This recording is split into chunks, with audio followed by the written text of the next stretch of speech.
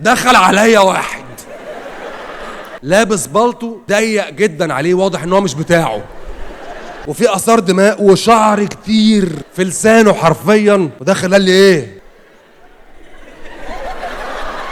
ايه قال لي انت، لا هي اللي قال لي نام. قلت له انام حرفيا يعني ولا مدد ولا نيمني على ظهري. بيخلص فيا كل آلامه وحالات فشله وطموحاته والسرعة يعني كل المشاكل اللي عنده، وانا بتوجع جامد. فبقى اي حد معدي بره سامع صوت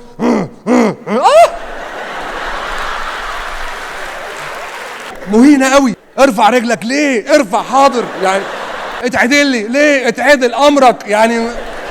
لحد لحظة مش هنساها، عمري ما قابلت كده في حياتي الحميمية حتى، ان فجأة وانا نايم على بطني لقيت ركبتين انسان في نفس اللحظة نازلين مع بعض، وكأنه انزل عليا.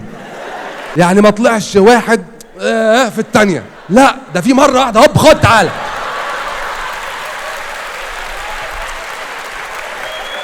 بدأ صوتي يعلى لحد لحظة مخيفة جدا مش قادر انساها.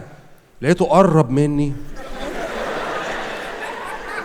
وشه جنب وشي، حبات العرق النكسة بتاعته